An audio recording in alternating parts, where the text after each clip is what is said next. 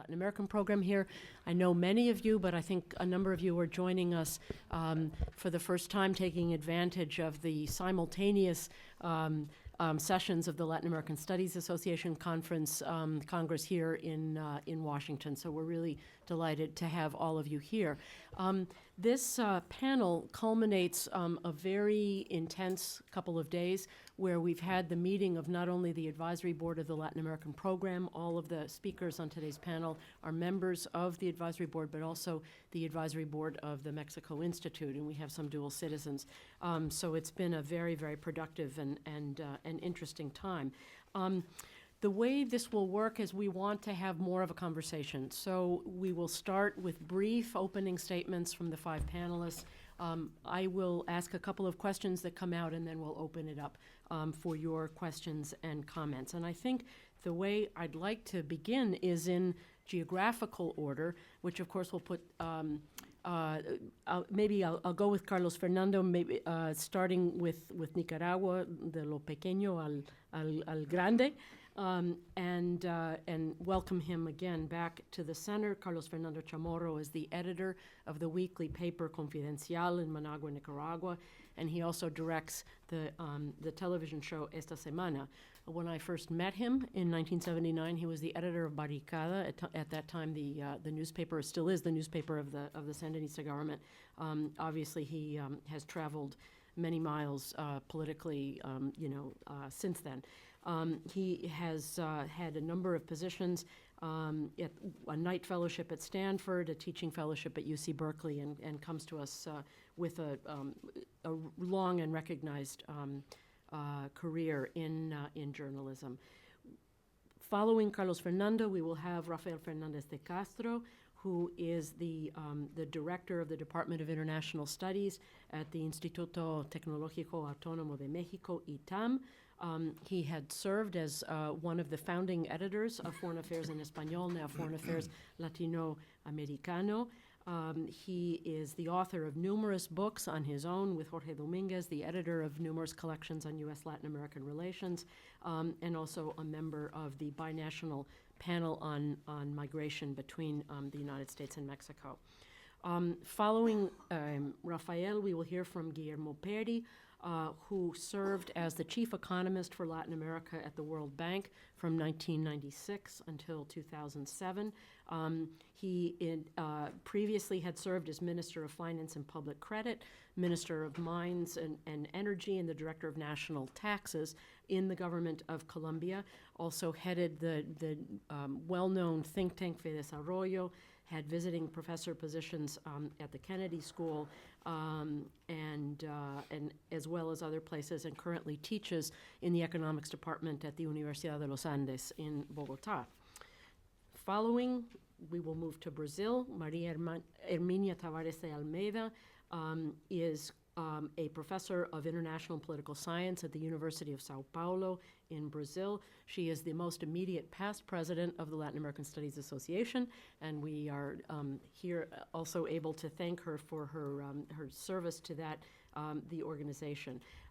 She, in addition to being a member of the Advisory Board of the Latin American Program, she's a member of the Advisory Board of the Brazil Institute here at the center, and has an extensive work on social policy, on political institutions, and on international relations in Brazil and in the region. And then finally, but not least, Augusto Latorre, a native of Ecuador, who serves as the current chief economist for Latin America at the Caribbean and the Caribbean at the World Bank. He has been at the bank since 1997, has held positions as the senior advisor in the Financial Systems Department, the senior financial sector advisor, and also in his native country between 1993 and 1997, he served as the head of the central bank. He's published extensively on development issues and on issues of finance, and is one of the principal authors, if not the principal author, of the World Bank's most recent and really landmark report on the rise of the middle class in Latin America and all that means, and also what it doesn't mean. So we could not have a more sort of geographically diverse and qualified panel to talk about the questions of the international relations of Latin America, the patterns of global insertion, and the ways that these have changed from the days in which most countries of the region looked, or at least thought of looking to the United States in one way or another in terms of the most important partners in their foreign relations. Welcome to our panelists, and thank you for joining us. And we'll start with Carlos Fernando. Thank you, Cindy. Good afternoon to everybody. Being a journalist, I feel tempted to interview the members of the panel. They are the experts. I'm just an observer. But I will make some comments on Central America, which let me start saying that for me it's difficult to think about Central America as a whole. There are many differences between the region.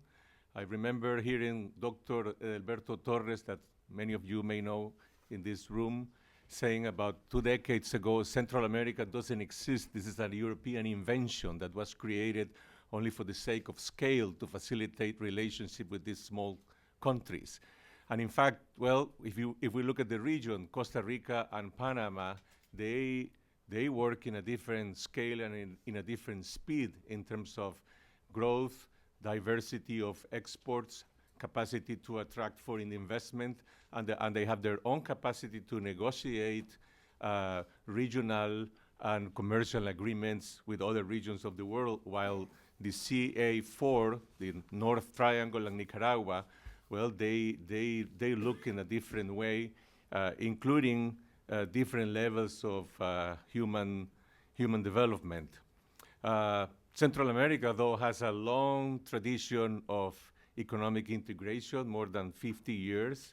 And in second place after the US, intra-regional commerce is the most important area for the region. But if we look at where we are today in terms of integration, from my perspective, it looks at least, more or less like where we were about 10 years ago. Integration is slow. We have a very complex bureaucracy, government bureaucracy, regional integrations, but we're still lacking many important key factors in terms of infrastructure. I'm talking about logistical corridor, custom integration. There's still very slow progress, particularly between Nicaragua and Costa Rica. Airports, ports, there is a lack of a regional strategy to make important decisions in terms of infrastructure. The most important progress has been on energy interconnection, the project that has been supported by the IDB. And I would summarize it in this way. There is a de facto integration promoted by private economic corporations and regional groups which are working on a regional scale, mostly in terms of services, finance, commerce, retail, tourism, investment. But there are still some important decisions that have to be taken at the political level. Regional agreements like CAFTA and the association agreement with the European Union are supposed to be incentives to accelerate that integration. And in fact, CAFTA, it is the most important commercial partner and investment partner for Central America. European Union will come on third place, and it will be an important incentive to accelerate integration. There was a lot of expectations on the Central American business community and the governments after the meeting they had with President Obama recently, in the sense that whether the US will look at Central America not only from a, let's say, security perspective, the issue of violence, drugs, commerce, investment, but also from the energy perspective. And there is a lot of expectation whether Obama will make a step forward with the pipeline gas that they talk about in this reunion. Now, everybody talk about diversification, taking advantage of CAFTA, taking advantage of a relationship with Europe, but at the same time promoting diversification towards the South America. There you have two different orientations. ALBA on the one side, with the leadership of Venezuela, with all the uncertainty that one could think of the future of Venezuela. On the other hand, the Pacific Alliance that was recently promoted by Colombia, Peru, Chile, Mexico. For Nicaragua, well, our government has a strong commitment, a strong alliance with Venezuela. Also, in a lesser extent, Guatemala and Honduras are members of PetroCaribe.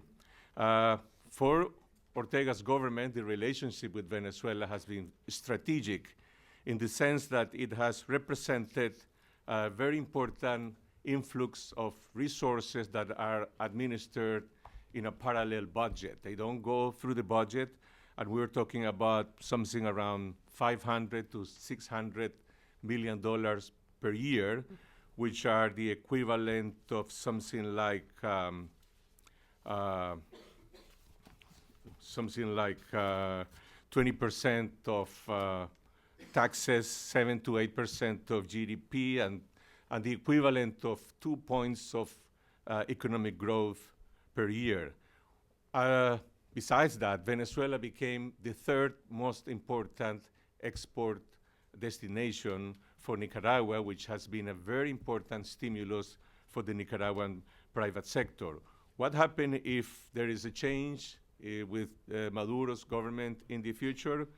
It will not have a devastating impact like it would be the case of Cuba, because the Nicaraguan economy is more diverse, but it will change, it would alter the basic foundations of the political economy of the Ortega's government, in the sense that it will impose some fiscal pressures to introduce in the budget some programs that some social assistance programs that today are financed off budget, and at the same time it will reduce the level of political maneuver of the government to finance different activities, including its own private business operations. In the case of the other members of PetroCaribe in Central America, probably the impact will be less important than the case of Nicaragua. One last word, China. Costa Rica is a step ahead because it established diplomatic relations with China. Well, next week, the president of China, Xi Jinping, will be visiting San Jose, and they're going to talk about the construction of a refinery in the Atlantic at the cost of $1.3 billion. Nicaragua has also promised to build a refinery with Chavez in 2007 at the cost of $4 billion. I mean, 4 times more expensive than the Costa Rican project. And this project should have been concluded 2 years ago, but at this point, only $300 million have been invested. So would we have a refinery in the future? It's a very uncertain question. During the meeting with the Central American presidents, with Obama, President Ortega announced that he has the intention to promote the construction of a big, major interoceanic canal, a project that will have the capacity to absorb post-Panamax ships that are not able to go through Panama, even with the second step of the Panama Canal. Ortega said that this project will be built by a Chinese partner at a cost of $40 billion. This is, and that it will not go through the San Juan River. This is more or less the same that what the government of President Enrique Bolaños said 7 years ago when he presented in a meeting in Managua to the Inter-American Defense Junta a project that would cost $20 billion at that time.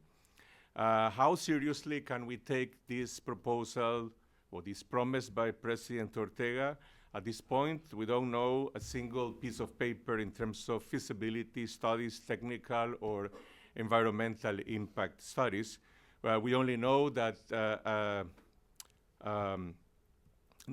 a company from the Netherlands was hired to make consulting studies.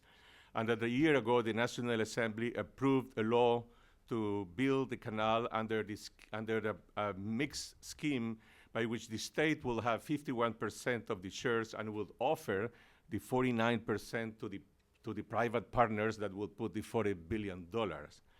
A company was registered in Hong Kong by the name of HK Nicaragua Canal Development Investment that is related with a China telecommunication company.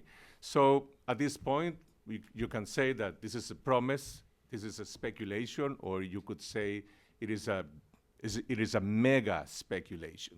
Thank you. Great, thank you. As most things with China are. Rafael. Thank you, Cindy. Let me tell you that the big surprise of the Enrique Peña Nieto's administration, he just started 6 months ago as the Mexican president, is that he's doing very well in foreign policy. I mean, he didn't talk anything about foreign policy in his campaign. Actually, he has very little experience, and but I will argue here that he's doing remarkably well on foreign policy. Why I am saying this? Well, basically because I will say, well, he already managed that President Obama came to visit him. Next week, it's coming the president of China, Xi Jinping, and so the two most important leaders have been in Mexico during the first months. And I will say he has a very clear agenda with the US, with China, with Asia, and with Latin America. Let me walk you through those three areas very briefly. What is happening in US-Mexican relations? Well, Obama came, he was extremely gracious. I mean, he is very popular in Mexico. He gave a speech mostly for Mexican students, 1,000 students. Actually, Obama wanted it to have 10,000 students in an auditorium. Because of security reasons, they decided only to have 1,000, but it's amazing to see such a popular American president in Mexico. Anyhow, what was important out of the visit was 2 or 3 things. First of all is that they decided, he and Peña Nieto, that now is going to be the economy and trade issues at the center of the US-Mexican agenda. They established a high-level panel to talk about this, and this is very important. This is very important because it shows that there's an evolution in Obama as a president. Obama, 4 years ago, I was working for President Calderon, when we invited him to come to a North American Leaders Summit, they were supposed to invite business persons. Obama said, no, if we bring business persons, we should bring along labor leaders. And, well, he didn't understood that in terms of integration, it is I will say, the business leaders, the one who put to accelerate integration, and in a way, I will say labor leaders, the one who put and stop to integration. So, well, finally now, this Obama, he met in the White House prior to his visit, and then in Mexico City, he met with a group of Mexican business persons. So that means that he's now, I would say, a different president, more willing to engage with business persons. Second, there's a new topic I would say, in U.S. Latin American relations, and Mexico is trying to do something here. There's a new interest in Obama, and this is academic and student exchanges. And they put together, Peña Nieto and Obama, this high-level panel also to see how can we increase the number of Mexicans coming into the U.S. It's dramatic. It's very low, the number of Mexicans coming to U.S. universities, with the number 9 countries sending students here, but only we're sending here 14,000 every year, and we're the number 1 Latin American country. Brazil now has great plans, but still is our plans, and but this is dramatically low. For example, South Korea, which is the population of South Korea is 1/4 of the Mexican population, is sending here 80,000 students with no scholarships. Every single South Korean is paying out of his pocket. So this is, I mean, the comparisons, it's amazing. I will say personal relationship. Let me share with you an anecdote. President Obama came to visit President Peña Nieto at the National Palace, and the meeting, instead of being for only 1 hour and a half, it went like for about 2 hours and a half. I was watching in TV. I was not invited to the meeting. I work for President Calderon. I'm not going to be invited this sexennium to the meetings. But anyhow, you know, when they came into the press conference, Obama and Peña Nieto, they were truly laughing. And I've been finding out, I mean, why they were laughing so much. I mean, truly laughing. And well, a friend of mine at the Mexican Secret Service tells me that when they were coming downstairs, President Peña Nieto told a nice historical anecdote about John Kennedy in Mexico City. And Obama really liked the anecdote, and let me share with you this anecdote. Apparently, President Kennedy came to Mexico in 1962. There was a very nice dinner at the end of the visit. The Mexican president at the time was Adolfo López Mateos. He was a guy who loved watches, cars, and women. And he was very good for having those three things. And apparently that night he was wearing a Rolex watch. And at the end of the dinner, after a few champagnes, President Kennedy told him, by the way, President López Mateos, you have a lovely watch. And President López Mateos just gave him his watch. But 15 minutes after that, President López Mateos told President Kennedy, by the way, President Kennedy, you have a lovely wife. In that moment, in that precise moment, President Kennedy gave him back his Rolex watch. Well, this is great because in the U.S.-Mexican relationship, personal relationships matters a lot. President Calderon was able to establish a personal and very close relationship with President Obama, and that helped a lot the bilateral relationship because eventually President Calderon decided to get, to ask for the removal of the American ambassador in Mexico, Carlos Pascual, and that personal relationship helped a lot. I mean, they talked to each other about this, and that was truly helpful. I'm going to run about my other two things. The other very important thing is that China has been a nightmare for Mexico. It might be a blessing for some Latin American countries, but for Mexico, it has been a nightmare. Why? We have a trade deficit of over $50 billion a year, which is huge. Not only that, China is not investing in Mexico, not even one, apparently 6 million US dollars is the Chinese investing in Mexico. Nothing.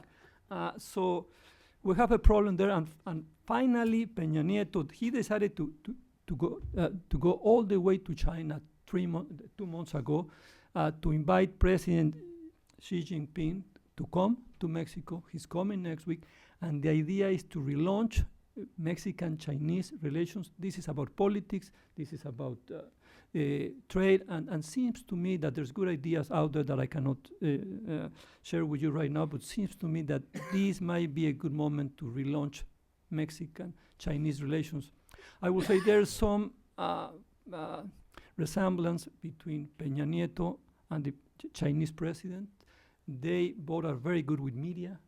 They both are young, and I will say, and they marry to artists, both of them. So apparently, I mean, we're expecting a lot out of the visit, and this is very promising for Mexico. Third, and to me, this is the single most important thing happening in Mexican foreign policy. Last week, we have the 7th meeting of the Pacific Alliance. This is a new, I will argue that this is a new form of economic integration in Latin America. This is not only about economic integration. This is not only about free trade, but it's also about free movement of persons. Now there's free mobility of persons among the 4 participating countries. And believe me, it wasn't easy to just get rid of the visas from Colombians to come to Mexico. We did it. President Calderon actually did it last year. So this is advancing very well. The attention the Pacific Alliance is receiving is truly amazing. And seems to me that this is a late response, but finally a response of the populism of the late Hugo Chavez, of the ALBA grouping in Latin America. Finally, to finish up, I will say there's historically, I will say there's 2 similar moments in Mexican story. to the one we're living now, we're experiencing now. So what I'm saying here, Peña Nieto has set up the stage to have a very successful foreign policy, but we don't know yet if he's going to be able to achieve concrete results. Two similarities. In 1988, President Carlos Salinas took office, and again, in the first year, he was able to put a very nice stage for Mexican foreign policy, and he did accomplish a lot. What Salinas accomplished, we got NAFTA, because he was able to single out one agreement, which was the North American Free Trade Agreement, and we were able to negotiate it, and it has really made a big difference for Mexico and for the Mexican economy. Then again, in the year 2000, we have President Vicente Fox coming into power. He was, at the time, a very well-seen leader. He was, I would say, the Lech Walesa of Latin American democracy, and also he had very important opportunities in the world, and he achieved nothing. I will hope Peña Nieto will achieve a lot, and for him to do something concrete, he will have to pick up one or two issues, no more than that. I'll stop here. Great, thank you. Next in our order, I think we had Guillermo. Thank you, Cynthia. Is this on? Yep. It's a pleasure to be here. As the topic is Latin America global insertion, I'm going to begin by characterizing Latin America global insertion in contrast with Asia. In contrast with Asia, or with most regions in the world, Latin America looks not very integrated in terms of trade. If you define trade integration by the level of exports plus imports over GDP, as we normally do in economics, is one of the lowest percentages in any region in the world, while Asia is on the top. Now, if you look about different regions, sub-regions in Latin America, this is not true everywhere. It's not true for Mexico, which is very well integrated in trade with the US. It's not true for Central America, which has a relatively high level of trade integration, or for Chile or Uruguay. But it's extremely true for Brazil, Argentina, Peru, and Colombia. Very low levels of trade integration. Now, what is more surprising is that for all the talk that we have had on regional integration, when you look at intra-regional trade, it's even lower.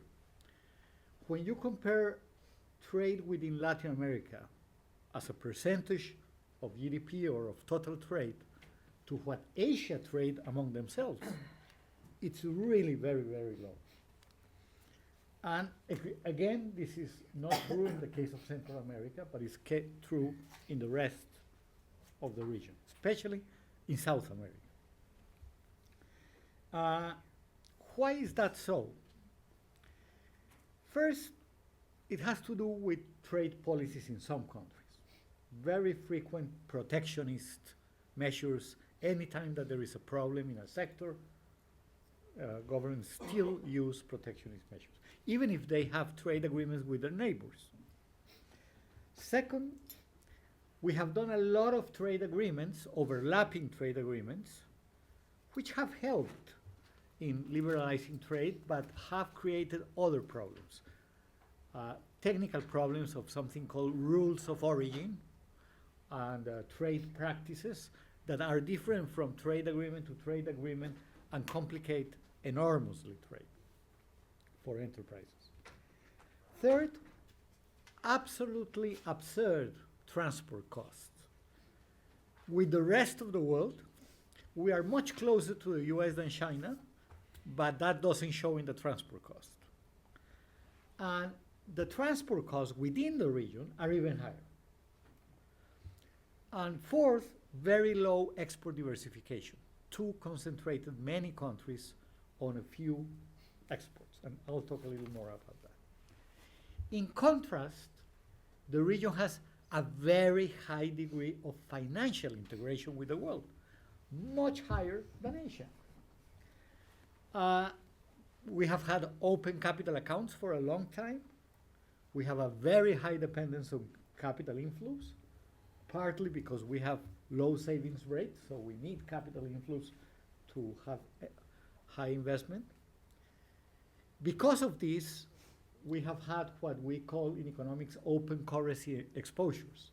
That is, companies that or governments that do not produce dollars but are indebted in dollars. Anytime there is a devaluation, there is a major problem. Also, we have highly internationalized financial systems.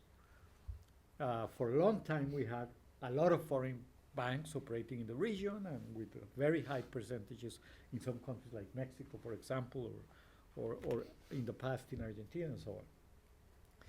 Now, this used to be a very dangerous combination, having a low level of trade integration and a high level of financial integration. It created a lot of vulnerabilities. I'm not going to say much about that, just that a lot of our frequency of crisis, of financial crisis and currency crisis, was derived from that. The Asians had a crisis in '97, which was basically a financial crisis, because they began to open their capital accounts a little too fast, and then they had a crisis, and then they said, we're going to rely more on our own domestic financial systems. Now, the second point I'm going to talk are some of the recent advances. I think there have been some very significant advances recently. First is trade flows are increasing very rapidly with Asia, with other emerging market regions, including our own region for the first time. And this is natural and is a welcome development because Asia is growing faster than any other region in the world, and the emerging markets are growing much faster than the US and Europe. So this is a reasonable thing to do, and it's happening. Now, it's not happening everywhere. With Asia, it's true for Brazil, for Argentina, for Chile, for Peru. It's not true for Mexico or Colombia. Mexico and Colombia have missed a major opportunity there and are trying to get back into the game. Second, very interesting development, the emergence of multilatinas. When you look at the figures on foreign direct investment to the region, today, Europe is the first, has been the first source of foreign direct investment. The second used to be the US. Now the US, Asia, and Latin America are more or less at the same similar levels. The increase in foreign direct investment from Latin America to other, from Latin American countries to others is huge. It's mostly to other countries in Latin America, but it's increasing integration in Latin America in a major way through this. The third advance is what Augusto has called in other presentations, so I'm going to rob this, a safer financial integration. The reason why our high degree of financial integration led to so much vulnerabilities is because we were net debtors. We had huge debts compared to our international reserves. And every time there was a problem in the world economy, we would suffer enormously. Now we continue to depend on capital inflows, not as much as in the past. We have lower current account deficits, so we have been more careful on that. But they are covered with foreign direct investment, and we have become net creditors. Our foreign reserves tend to be higher than our external debts. So this has improved a lot our position. Having high reserves, low current account deficits, high foreign direct investment is a more stable form of financial integration.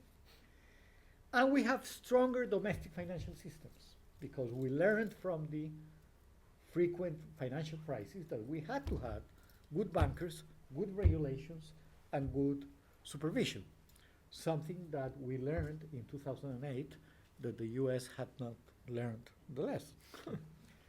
Then, because of this change, in the last global crisis, Latin America went basically unscathed. And this was a major. So there are some significant recent advances. Let me mention two more. I understand that Carlos is somewhat critical about the advancement of integration in Central America. But believe me, that it's an incredibly successful integration compared with the rest of Latin America. Yeah. You have basically free trade within the region. And CAFTA was key for this. Because after the countries did the agreement with the US, one by one, they negotiated together, but they signed separately. They began to think, listen, it's a little bit embarrassing that we have free trade with the US and we don't have free trade among ourselves. So they began working on that. They had worked for many years, but it was a big push. Then financial integration, not only because there were banks everywhere from Central America, but because the supervisors and regulators meet regularly at the central banks and have harmonized a lot and act together. And then you have, as you said, significant integration in energy and some advances in transport. The Corredor Pacifico is something we don't have in South America at all. The other bright spot is, as you mentioned, the Alliance of the Pacific.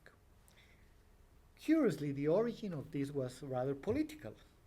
It was Alan Garcia's idea that at the moment in which Chavez was increasing its influence, proposed to other Pacific countries to do something that initially was called ARCO, the Arco del Pacific, to contain the political influence. Later on, it became a very pragmatic thing. Politics are not there anymore. Chavez is not there, and Venezuela is not a menace. But it's a very pragmatic thing. It is an Asian-style integration. You don't give big rhetoric discourses, but you do things. They are solving a lot of minor trade issues, rules of origin, trade practices. They are integrating the stock exchanges. They are beginning to work on harmonization of regulation of financial institutions. And they are not thinking only in trading among themselves, but with Asia. The main idea of this alliance is the integration with Asia and the Pacific. Has to do with the TPP and all of that.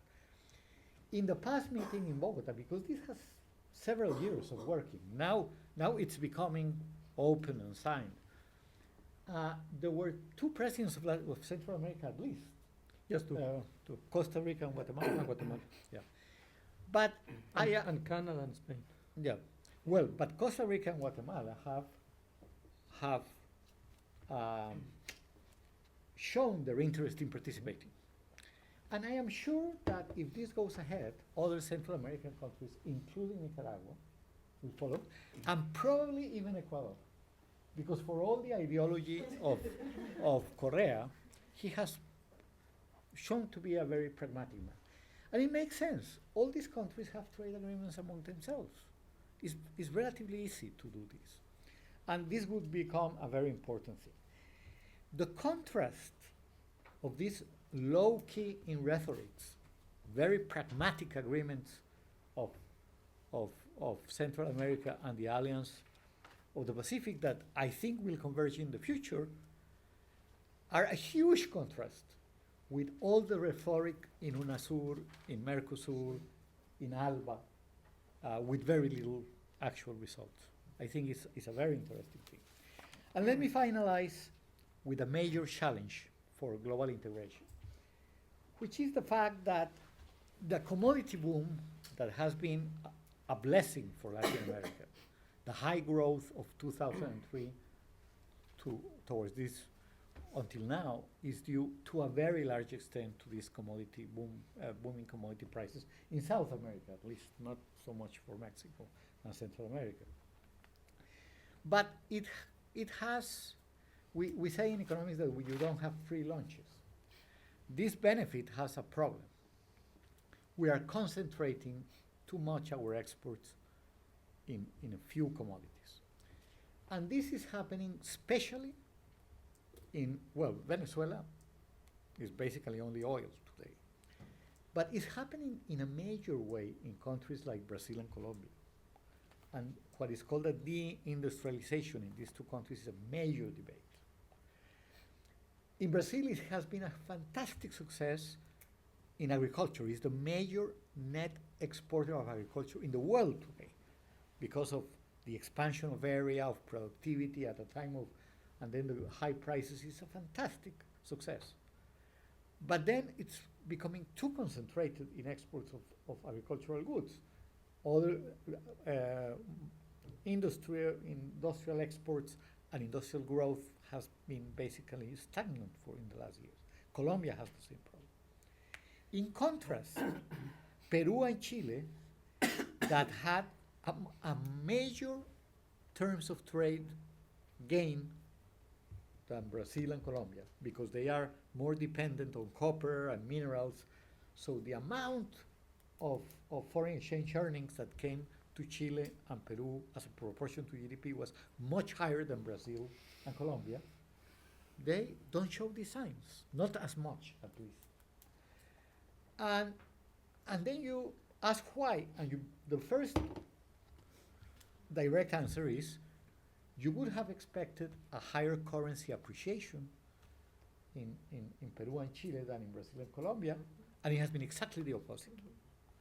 And then you ask why, and you begin to see that Peru and Chile have been able to have fiscal surpluses in good times, and Brazil and Colombia haven't. And Peru and Chile have accumulated international reserves as a proportion of GDP or M2 or whatever at a much higher level than Brazil and Colombia. And so these basic things to try to mitigate the effect on the foreign, on the currency, have been very well managed in Peru and Chile, and have not been as well managed in Brazil and Colombia. The other problem has been that the increases in productivity in industry in Brazil and Colombia have been very low in the last 10 or 15 years, and have been very high in Peru and Chile because they have done more microeconomic reforms. So it is a very interesting comparison to show that some countries are managing the boom in a better way than others. Of course, the worst are Venezuela and Argentina, that in the middle of a boom run out of reserves. This is something almost unbelievable. Venezuela has run out of reserves twice and has had to devalue, and Argentina, which is following an advanced course of Venezuelanization, is going the same way. It's basically, they are trying to stop an exchange rate crisis in the middle of a boom. This is unheard of. So I'll stop there. There are a couple of other challenges, but I have taken too much time. So Great, Guillermo, thank you so much. Maria Herminia. Use this, please. Well, thank you so much, Cindy, for this invitation. I'm not an economist, and so I'm kind of in a disadvantaged position here. I would like to address some challenges facing Brazil, but before that, I would like to stress three important issues that I think they are in the backstage of this discussion. Most of them have been stressed here. The first is the increasing economic importance of China in Latin America. I think that since the demise of England in the region, we have never seen a situation where two important global powers had such an economic presence in the region. I think this changes the way we do business and politics. The second is that this is a moment when WTO faces paralysis. while bilateral agreements and regional agreements boom. We can mention, as you have done, the Trans-Pacific Partnership, the Transatlantic Free Trade Area, and now the Pacific Alliance. And on the other hand, there's also a boom of the bilateral trade agreements. Chile have 51 bilateral free trade agreements, Mexico 12, Colombia 15, Peru 17, Brazil has 1. And not so important at all. With whom, I'm curious. With whom is a Autoridade Palestina, não é? Israel. Wow. Israel and Egypt. So, nothing at all. The third point is that on the other side, Latin American global insertion does not relies only upon trade and investment. There are different topics of the international agenda that involves, for good or for bad, the region. One is environment. It's not possible to have a global environment agreement without Brazil. The other is old and new sources of energy, such oil, gas, but also ethanol, biofuels. The other important issue in the international agenda is food production, and we are doing okay in this issue. And on the darker side, we have immigration, and we have drug production. Latin America is the only world producer and supplier of cocaine in the world. And so we cannot discuss issues of control of drug trafficking and etc. without us. The challenge for Latin American is to see if we can, besides being part of the problem, we can also be part of the solution. But anyway, we are involved in these huge international issues. I would say that at this moment, Latin America seems to be heading towards different directions. Those committed to free trade went to the Pacific Alliance, and I think it's really an important issue, recent and important issue. Alba's group is trapped in an outdated anti-imperialism agenda, and now without his leader, who is dead, and seems to not to capture the new world challenges. And between those groups lies Brazil. As Andrés Malamud has said, torn apart between a protectionist heart and a market-oriented liberal mind, which I think it's a very good way of summarizing Brazil's dilemma. Brazil aims at being a global player. And with this purpose, it has developed, I think, 3 basic strategies that now seems to confront difficult challenges. The first one is a strong commitment to multilateralism. Brazil has tried to increase its global participation through an assertive participation and coalition building inside multilateral institutions and regimes, such as WTO, but also in the UN and in the environmental regimes and so forth. So this, I think that not only policymakers, but also the informed leaderships and the informed public opinion believes that we should be multilateralist, and I should be a multilateralist activist. In a moment that multilateral institutions are a little bit stuck. the second strategy, I think, is to move forward in its global insertion in a way that does not cause too much harm to its huge industrial, financial, and service domestic sector. I think, although I like and I repeated the idea of Malamud about the heart and the mind, I don't think it's really the issue. Brazil is a huge country, a huge domestic market, and so you cannot act as if it was Chile or Uruguay regarding the openness of its economy. The issue is how you can maintain this, and this has not only to be with trade liberalization, but also has to do with exchange rate levels and some degree of problems with domestic firms in Brazil have to do with exchange with evaluated exchange rates, not with openness in trade. And so this also. This idea of going slowly in the insertion in the economy in order to give time, to buy time, so that the domestic economy can adapt in a certain way, is being undermined by the other side of the equation, not by the trade, but by exchange rates.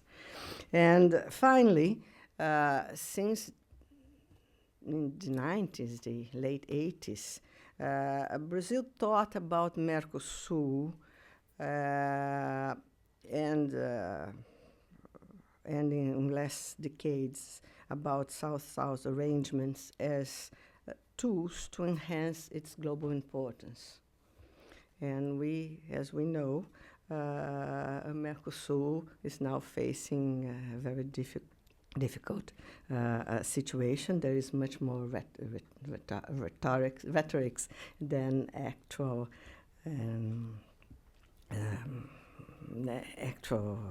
issues. So I think that these three strategies, seem quite sensible until recently, but now it's clear that it's not working so well as it used to be. And therefore, and I'll finish with this, I think the open question is how, to what extent, and how rapidly Brazil will be able to redress its strategy regarding the international insertion. Thank you so much. Thank you. Finally, Augusto. Okay. Is this working now? You don't have to press anything. It should just be on. Okay, we'll see. Okay, great. It's There you working. go. So thank you. This is a very nice combination of economists and political scientists and journalists. So I cannot avoid the bias of being an economist. So I'm going to build on what Guillermo said. See, and I hope it sounds complementary, because it is complementary, and because he was my boss. I must have learned something from him. So I want to add 2 or 3 dimensions to what Guillermo was saying in terms of characterizing the way in which Latin America has inserted into the world and the way this insertion is evolving. And let me put a stark contrast to begin with. I think one of the big points I want to drive in this presentation is to say that when one talks about insertion, one really is talking about the economics of connectivity. And the economics of connectivity shows a very big lesson. It is that not all connections are equal. Some connections generate virtuous circles, and some others not. And one big area of investigation for economists to understand which connections and under what conditions they generate significant growth and social benefits. And just to make this point clearly, think of the following 2 patterns of connectivity. they happened right after the Second War. You had Latin Americans and most of Latin America connected to the most important growth pole in the planet, the US. And then you had these Southeast Asian economies, which were much poorer than Latin America, and they connected to Japan, which was in turn connecting to the world. And you had completely different stories. In the case of Latin America, you had the open veins of Latin America and dependency theory. And we thought of that connectivity as a debilitating dependency. We wanted to get out of, and actually we did get out of, with no great success during the import substitution period. The Southeast Asian economies, by contrast, didn't have very good political relations at all. They had very bad political relations, and yet they created an amazing network of economic connectivity, which propelled them in a growth path whereby, although they were poorer than Latin America in the 50s or 60s, by now they have certain countries, the most important performers like the Tigers, think of Korea, now has per capita income that's about 75%, 80% of that of the US. Completely different stories. And I would argue that we, Latin Americans, connected to a growth pole that was even more vibrant than the ones that they connected to. And we wasted that connection. We managed to waste it. And Southeast Asian countries managed to generate a fantastic machinery of economic productivity. Why is that? I mean, I'm sure that a lot of answers come to you and they come to me, and I think we have to organize our thoughts about this, and I'm not going to spend a lot of time on this, but I want you to notice the contrast. Another way of measuring the virtues of connectivity is to see when does the connectivity give you a higher growth path.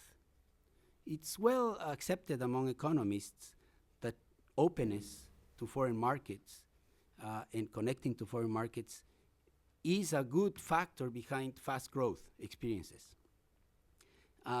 In the case of Latin America, we had this amazing connectivity. We could have actually thrived, and we didn't. In fact, Latin America for decades has not been able to grow systematically above the US growth rate. And that's why we, for decades, have remained on a per capita income that on average is 30% of that of the US without any, we have been flatliners at 30%. So I think we need to understand under what conditions insertion derives benefits. And why is it that Latin America has been unable to do that? One way to think about it is to think of network theory. We are now conducting a research in my office which tries to understand the evolving nature of our external networks. And of course, network theory is very beautiful because it generates beautiful graphs. So I wish I could show you them, but when you look at that trade network of the East Asian economies, and if you think of density of interactions between the nodes of the networks by color, what you see is that the map of the Southeast Asian network is one where every country is bright because there's a density of interactions, not only with the rest of the world, but among themselves, that is very dense. When you look at the map of the network of integration of Latin America, what you see is a couple of bright spots, a lot of low-intensity connectivity, and a lot of unidirectional connections. So in Latin America, we have a tendency to trade with the US, trade with China, and that type of connectivity does not seem to unleash a lot of internal connections. The contrast with Southeast Asia is they connect to Japan, and as they connect to Japan, they connect better among themselves. And as they connect better among themselves, they connect better with the rest of the world. So there's this feedback loop of connectivity, internal and external, that feeds into each other. So Latin America is very far from that. And so what you have is maybe one reason is that, or maybe one outcome, is that when you look at Southeast Asian economies, you see are economies whose growth is driven by the external demand. So they are like what they call the Asia factory. They integrate, they have specialization of labor among different countries, but they produce to satisfy external demand. So that's their growth model. We in Latin America are the opposite.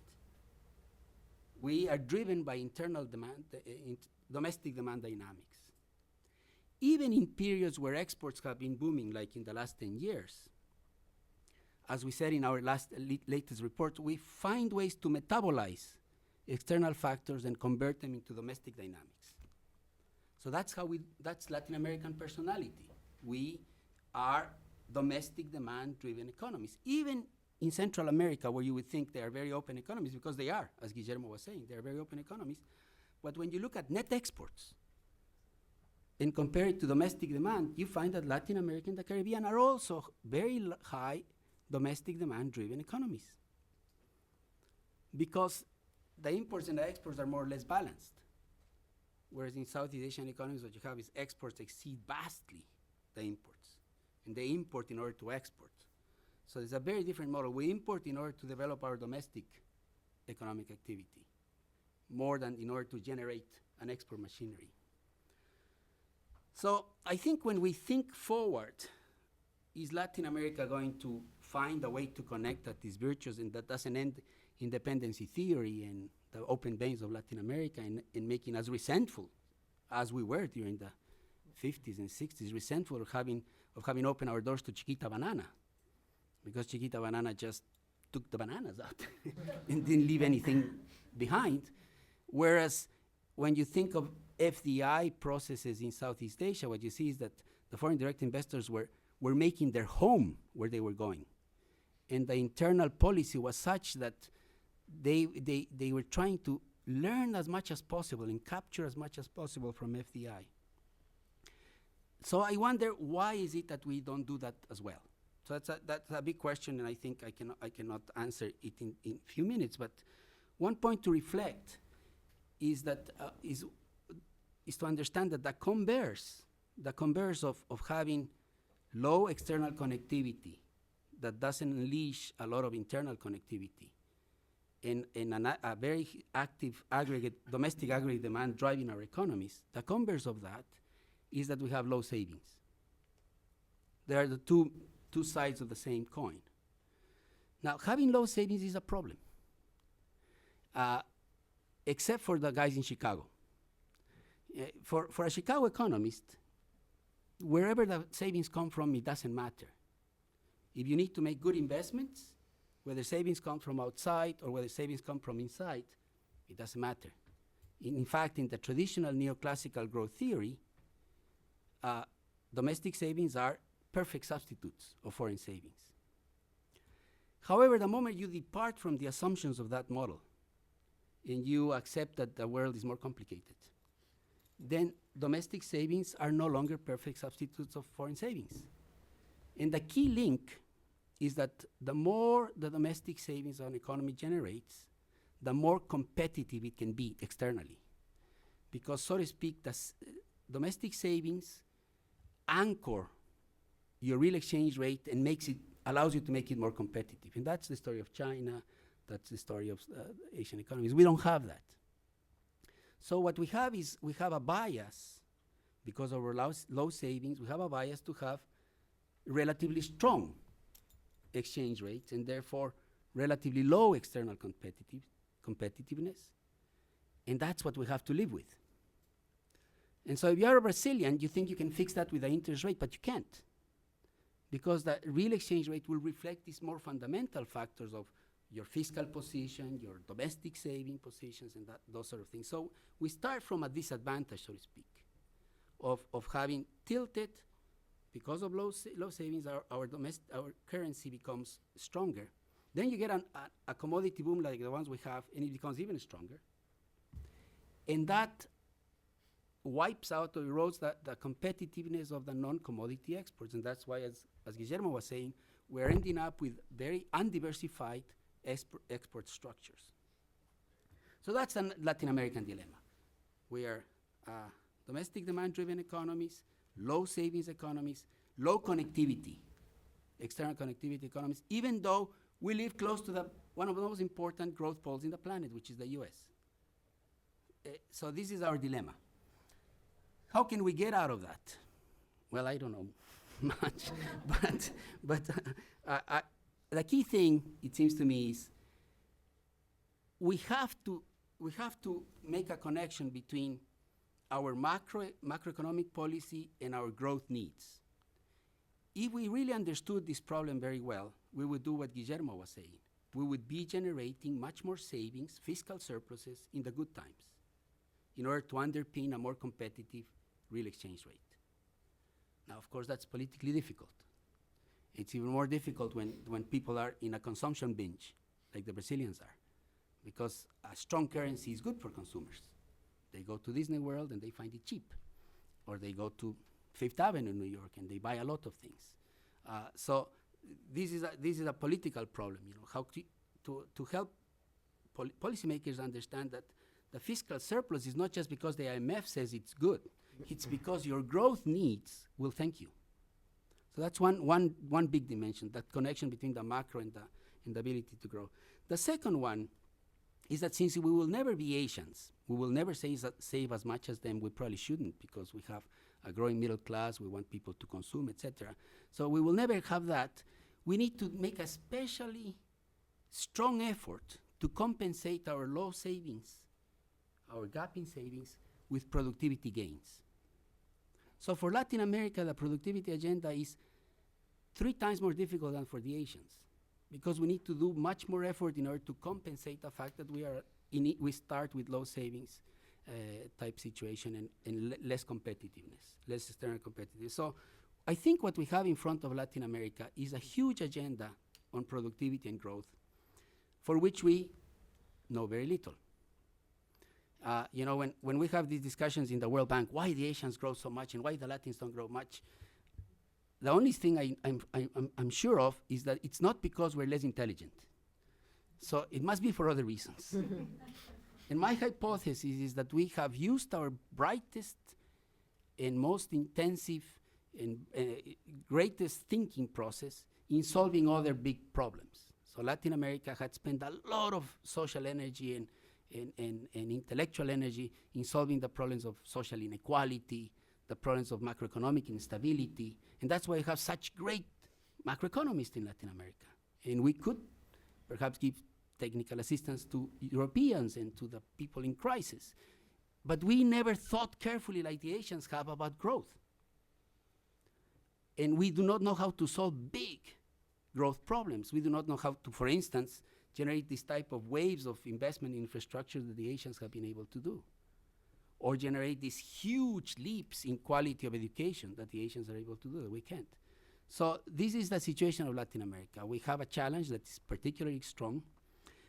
But the good news, in my opinion, is that for the first time since I have been in this profession, I think that Latins have more time and energy to think about growth. And this is largely thanks to the fact that Latin Americans seem to have made substantial progress in controlling the old problems of macroeconomic instability.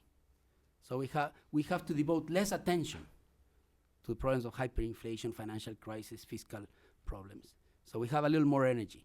And actually, we're also making progress in the social front. Growth of the middle class, reduction in poverty, falling in inequality of income. And I think that's creating a space to devote social energies, intellectual energies, to perhaps the most important problem we face, which is the productivity challenge. Thanks, Augusto. Right. These were wonderful presentations, and my original plan was to have a couple of questions and a dialogue among the panelists, but I feel like it would be really unfair to those of you who are here to not turn immediately to your questions. But I'd like to sort of put out, without asking you for answers right now, a couple of major questions that occur to me out of this. For Augusto, what is the difference between Chiquita Banana in the 1920s and the way China is behaving vis-a-vis commodities, and what has been learned? What has been learned in Latin America? And we know that in all of the publications of the World Bank and others, people talk about the importance to accumulate reserves and save, from the commodity boom and invest in things. But really, what is the big difference? The second is what is happening to Mercosur. is that becoming an alliance, a trade, integration scheme that is simply not meaningful, given the attitudes of its largest members, Brazil and Argentina, leaving Uruguay and Paraguay somewhat at a loss, now with the added difficulty of the incorporation of Venezuela and all the economic problems that brings. And then finally, just to put out for your consideration, are we truly witnessing what some European and Latin American intellectuals have described as a historic shift in a power shift in the world from west to east, with the rise of China, with the economic crisis in the United States and Europe, a decline of the old world and a rise of the South? And what are the implications of that, given the patterns of Chinese investment in infrastructure and also in commodities in the region? What does that mean? And sort of related, how does Europe figure? There seems to be, for all of the economic crisis in the countries of the EU, there seems to be a renewed interest on the part of Latin American countries in bilateral FTAs with European countries, and I'd like to ask for some opinions on that. But anyway, rather than ask the panelists for actual answers to those questions, I'd like to turn to you, ask you to please wait for a microphone. Please identify yourself. We'll take a couple of questions, come back to the panel. I'm hoping that given the time, we might have time for 2 rounds of questions and answers. So we'll ask people to be brief. We'll start here way in the back. Christine, oh my God, look at all this. Okay, Christine, go ahead. Yeah, right here in the back. Hello, my name is Jose Pulido. I work for Mitsui & Co. I wanted to ask about the Pacific Alliance. Is it strong enough yet for foreign businesses to look at the Pacific Alliance as a trading bloc? Or is it better to look at it as a safe place to invest where nationalization isn't going to happen? In short, what is the best way to look at it as an Asian investor? Let's go back here to Gisela, por favor. Thank you. My name is Graciela Reyes. I am from Uruguay. I was representative of Uruguay to the OAS. Now I am an independent scholar. And my question is to Dr. Rafael de Castro. Will the close relation of President Peña Nieto and President Obama, to which you made reference, benefit the security environment in Mexico? Are security and intelligence community of both countries working closer together at this time? Okay, let's go to this side of the room. I see, yes, this person here, this woman, yeah. Hi, my name's Heidi Smith. I'm with Florida International University. My interest is in financial integration and Basel III agreements. Basel III and implementation of Basel III. A week and a half ago, Secretary Miguel put forth regulations to use Basel III in Mexico. There's a lot of concern with them chairing the G20 and major initiatives towards financial integration as a component. But there's still concerns in terms of Mexico and the regulatory framework and policies. If banks are ready for, if there's regulatory frames or to implement it. I'm wondering if there's other countries that are advanced as proposing legislation as Mexico, Brazil, Chile, Colombia, if there's any others that are there, and will it happen soon? Sure. David.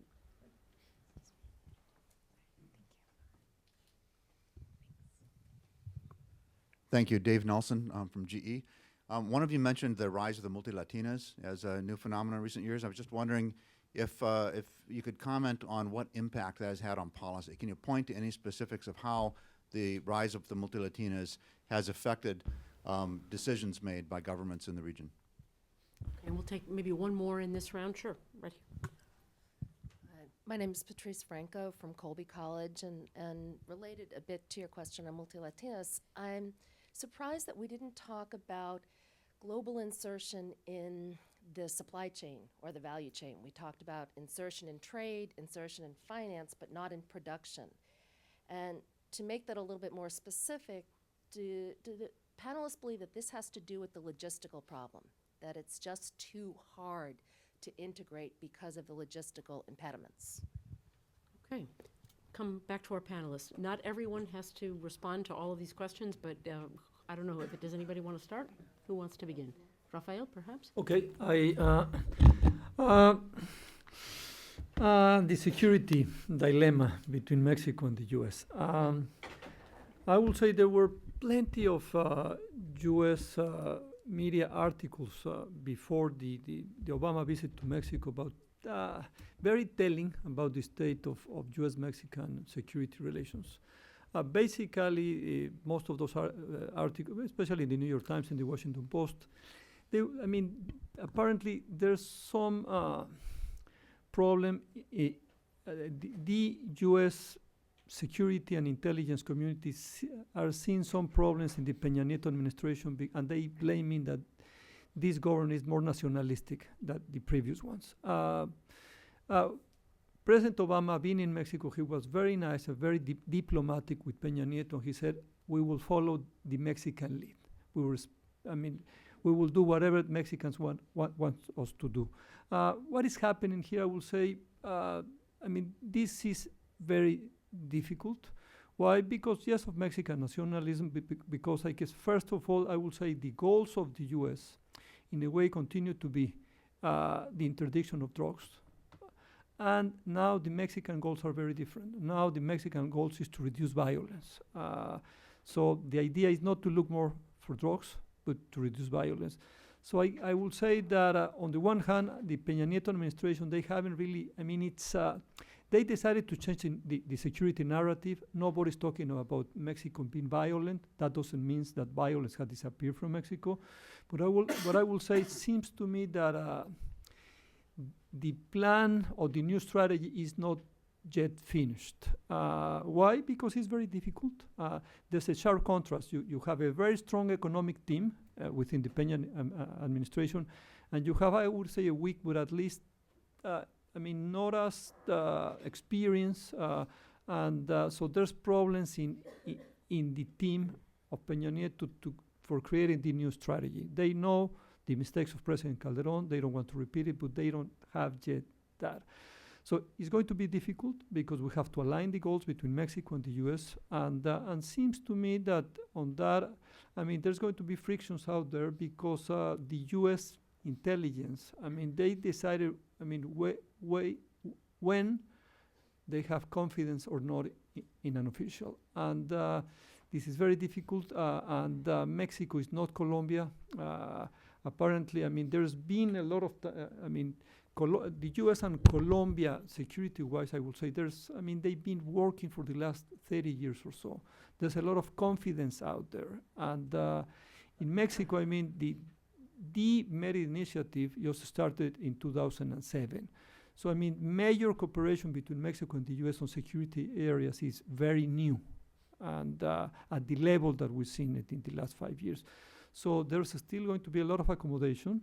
It won't be easy, and we'll see. And definitely, what we know now is that there's going to be more centralization in the Mexican government in terms of security, in terms of conducting business with the U.S.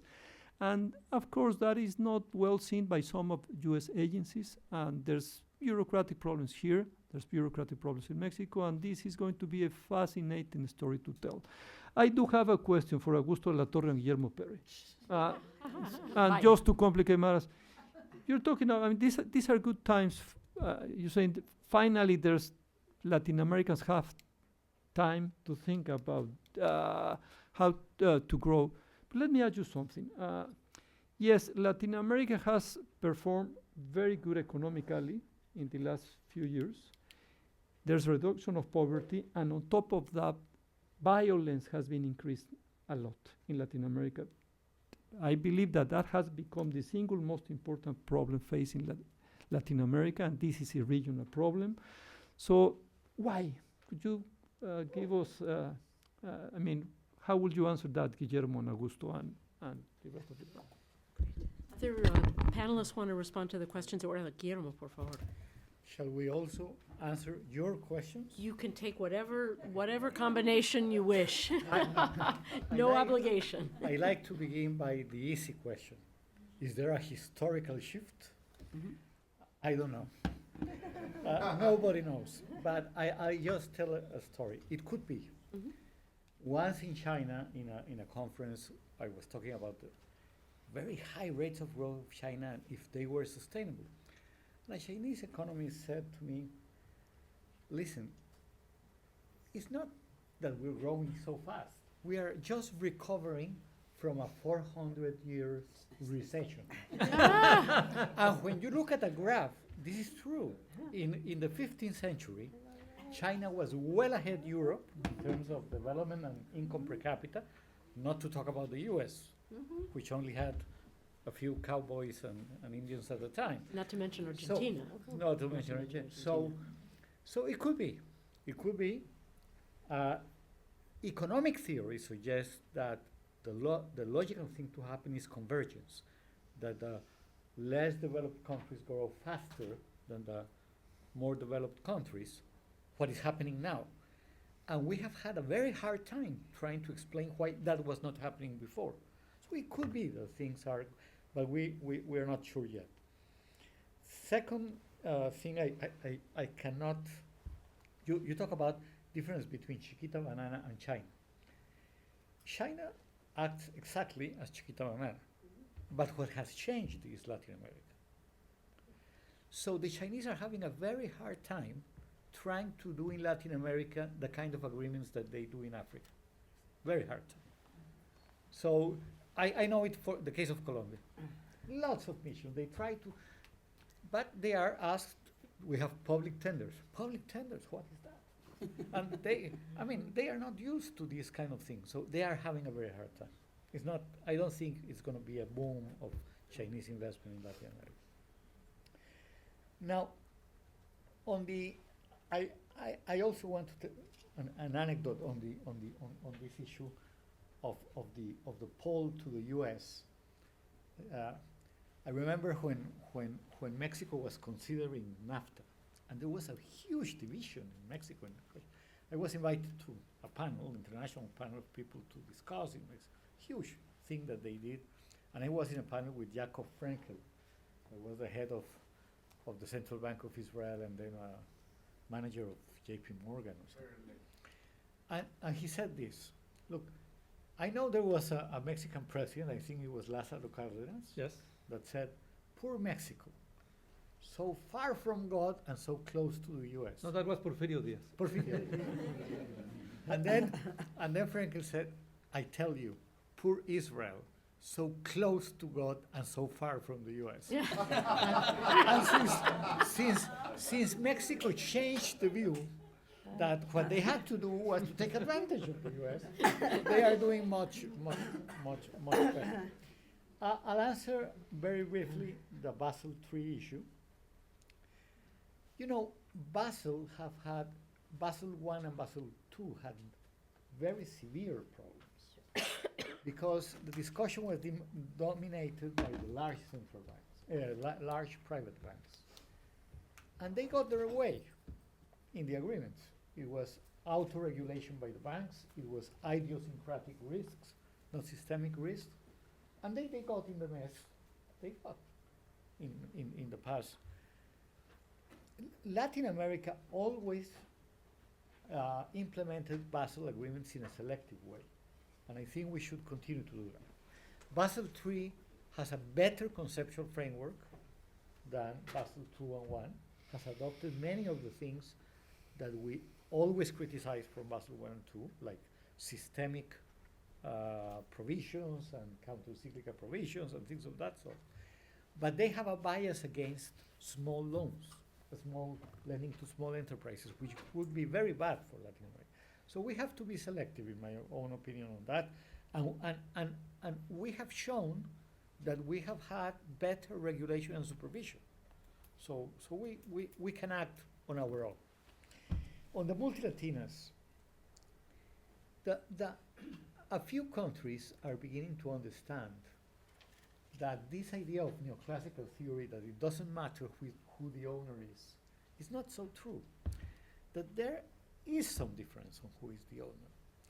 And that it is good for a country to have huge multinational companies. It was good for Australia to develop some of the most important mining companies in the world, while Chile and Peru, that were mining powers before Australia, never did that.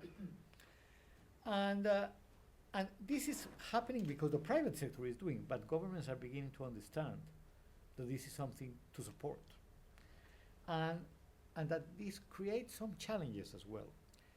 For example, let me take Central America and Colombia. The three major Colombian banks now own 40–50% of the total financial assets in Central America. Three Colombian banks. At the same time, the Central American assets are almost 30 to 40% of the asset base of the three largest Colombian banks. So what this means is that if you have a financial crisis in Central America now, it will be a financial crisis in Colombia and vice versa. So this requires very close harmonization of financial policies and collaboration in supervision of banks. And the good news is that they are doing it. As the Central American have been working on this Superintendency of Finance of Colombia said, listen, I want to be a member of the club. And they are. And now they are taking the Colombian banks, all the supervisors together, and asking them questions at the same time, looking and cooperating. That is a very interesting development because they are realizing that the multilatinals are good, but that it may create some contagion risk, especially in the financial sector. So the regulators have to act together as well, and the supervisors. So I think it is beginning to change the way countries see policy. It's affecting some aspects of policy, the growth of the multilaterals. Anyone else in this round? If not, we'll go back to the room and perhaps take two more. Augusto, por favor. Let me take just two of the questions. I want to add to Guillermo's point that the reason why Chiquita Banana is not the same as China is not because of China, but because of different Latin America. In fact, if one were to characterize the syndrome that led to the resentment of dependency theory, I think is that we saw foreign direct investment taking the form of an enclave or taking the form of a plantation. And neither the enclave nor the plantation would leave many benefits spilled over in the rest of the economy. So that's the thing that Latins have antibodies against. But we really don't see that anymore. When you see how agriculture is doing in Brazil or is doing in other countries, what you see is something very different than a plantation. You see a high productivity, high tech, very modern agriculture. And when you see the way mining is being done in most of Latin America, it doesn't have the syndrome of an enclave. In fact, in a study we did a couple of years ago, we showed that in the area of metals, Latin America is moving up in the value chain very fast. So we are innovating. We may not be diversifying enough, but the story of what's happening now with minerals and with cereals is a very different story than the one that led us to this view of the open veins of Latin America in Eduardo Galeano's old style book. So that's one point. And part of the reason for that is I think that we are very far from, and this is to Patrice's question, we're very far in Latin America to show that type of insertion into global productive chains than the Asian economies have. We are very far from that. But you see signs of hope. And where you see a lot of integration into global production chains is in Mexico. In fact, when you look at this network type approach to global networks of trade, you see the only country in Latin America that is a node, or that's what they call an authority or a hub in the global trade network, is Mexico. And it became one, to my surprise. When I saw the data, I thought something was wrong and I had the arrays repeated. But Mexico, in a matter of 10 years, now shows the feature of a node in the global trade network that didn't show before. And that's a lot has to do with integration into global trades, particularly automotive industry and auto parts industry, where Mexico is intimately integrated into that chain. So I think this is a new idea in Latin America. A lot of people are talking about it. A lot of people that talk about it don't know anything about it. But we are at least putting it in the language, and we are starting to think what is the type of logistics, infrastructure, human capital, institutions that we need to benefit from that type of insertion. So I think that's a new thing. Then I want to say to your question about violence, that I will have an answer in about 3 months. Oh, yeah. Because we're finishing a study on crime and violence in Latin America. And one of the stylized facts of that is that anybody that thought that what drove crime and violence was poverty and inequality has been proven wrong, because poverty and inequality have fallen just as the time as crime. So the drivers of crime and violence must be different. And to understand those drivers, I think we need much more research. But that it is one of the big downsides for Latin America, I have no question about it. I mean, Latin America has some upsides and looks good and it's looking better, has a lot of challenges, but one of the biggest downsides, seems to me, is in the security area. Sure. Venezuela, case in point, I mean, probably the country that has advanced most in reducing poverty and inequality, and has the highest crime rates in all of South America. Great. Do we have, let's have, oh my God. I hesitate to not let people talk. I'm also very conscious of the death of 1,000 cuts, where people just sort of wander off. So if you guys can be really brief, we'll just go around the room, get 4 last comments, and come back to the panel for one last round. Thank you. Thank you very much. I'm Denise Crispim Marim from O Estado de São Paulo, Brazilian newspaper. I remember in 2002, Robert Zoellick was the main U.S. negotiator of FTAA agreement, and he said, he challenged the Mercosur negotiators, what do you want? If you keep this path, you are going to negotiate it only with the penguins. And I think that it was what happened. And you, Professor Maria Herminia, you mentioned in certain point when you mentioned that the negotiations, the Mercosur, only with Israel and Egypt, I think.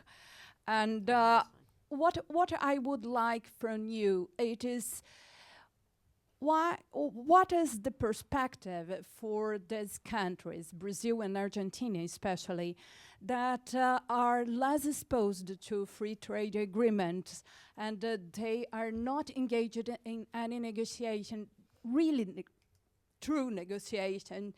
And what can we expect of these economies in a world where we see the countries looking for more open economies, just to keep more competitiveness and to get more competitiveness? So what can we have as perspective? Great. As we're passing the microphone back, I'd like to recognize my colleague Chris Wilson in the back, who probably has done more work than anybody I know on these questions of value chains and the integration, the sort of manufacturing chains between the United States and Mexico. So see him if you want some studies and some good information, please.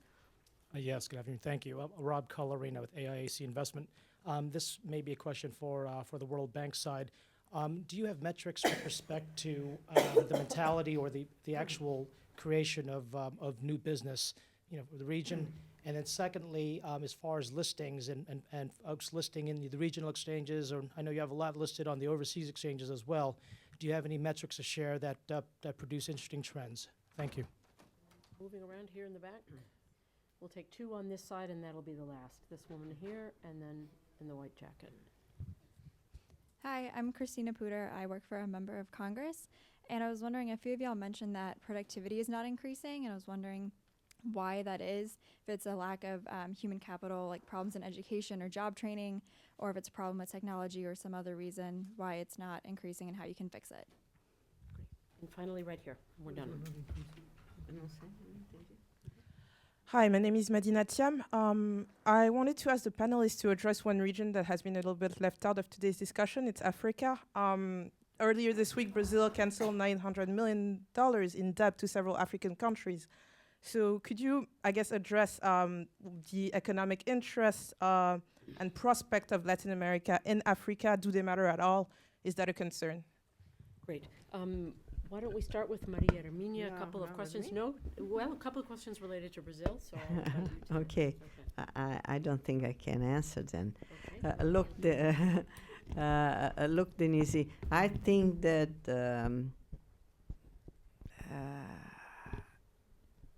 Mercosur went to go wrong when under color they decided to go beyond free trade agreement and to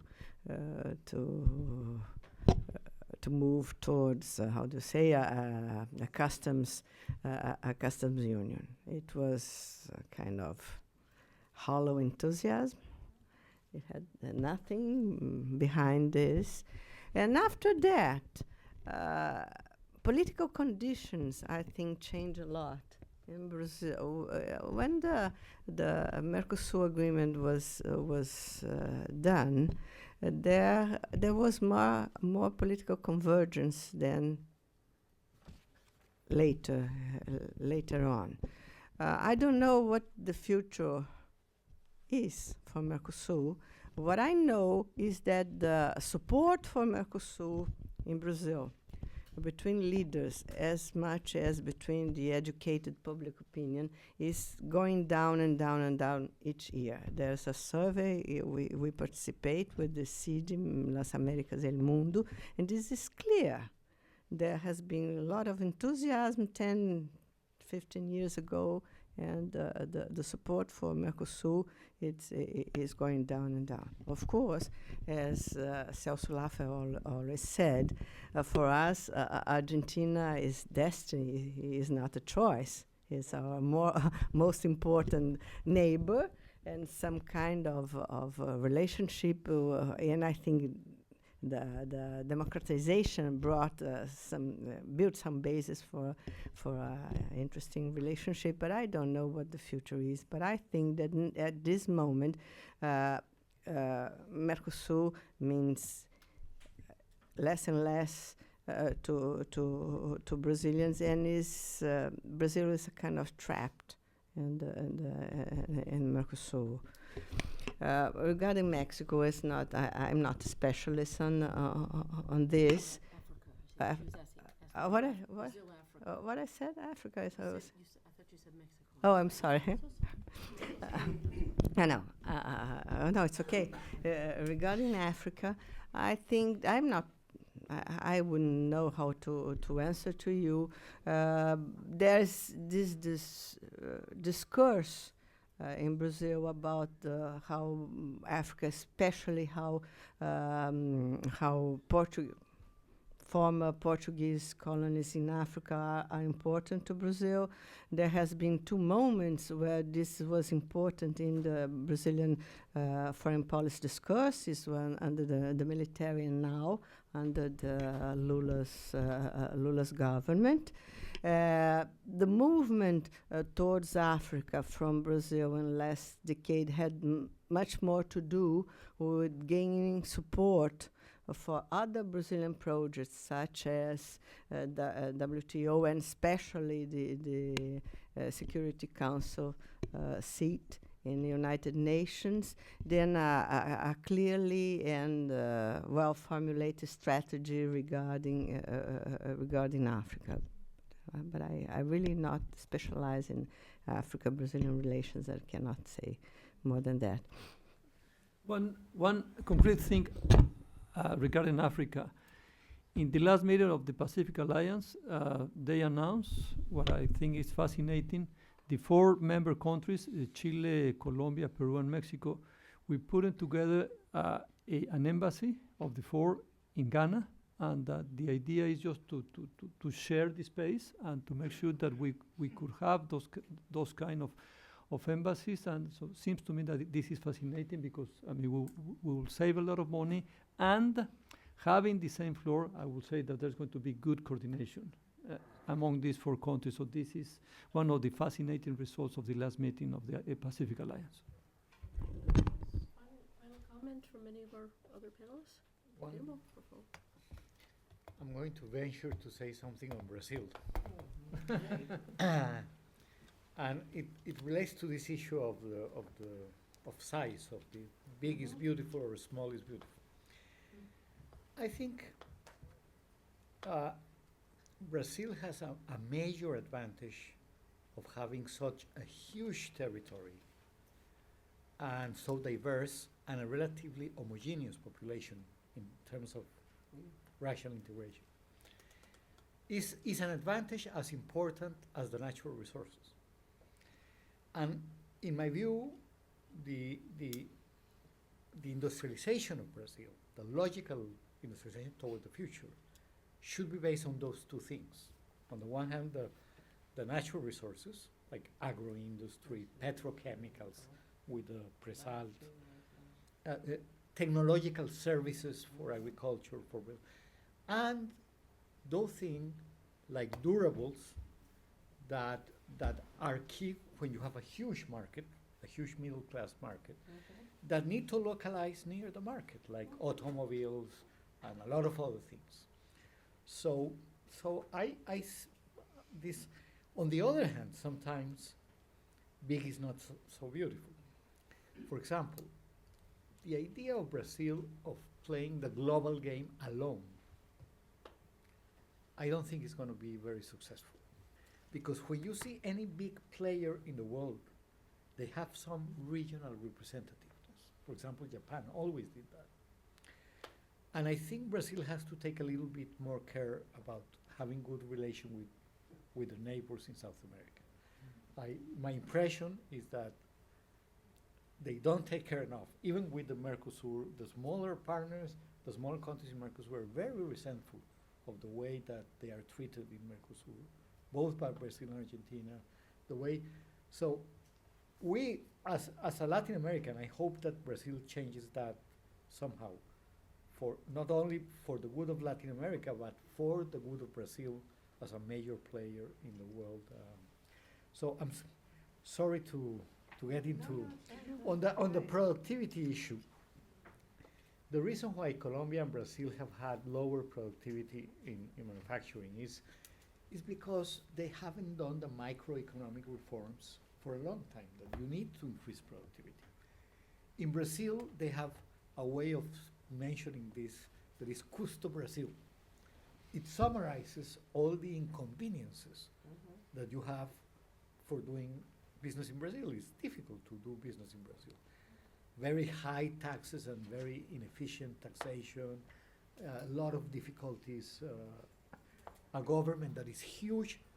That's another big thing that is not good, having such a large government, because it crowds out private investment. It keeps high interest rates. A lot of these kind of problems that come from the very large government.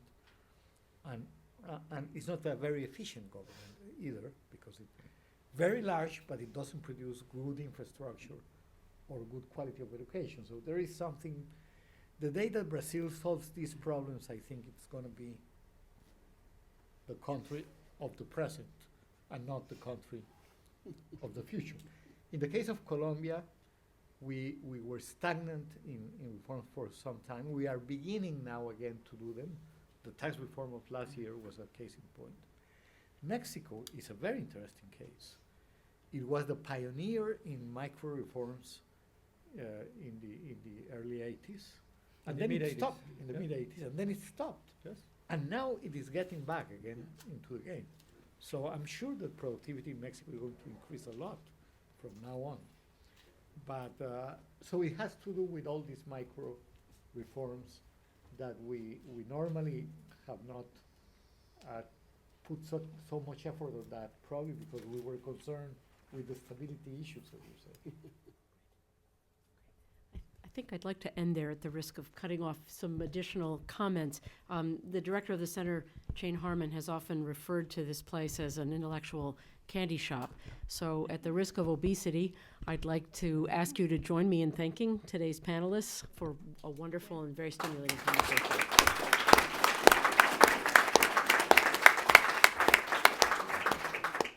Muy bien. Bien a gusto. Yeah, this is Guillermo Peri. This is from Guillermo Peri. Yeah, yeah, yeah, yeah, yeah.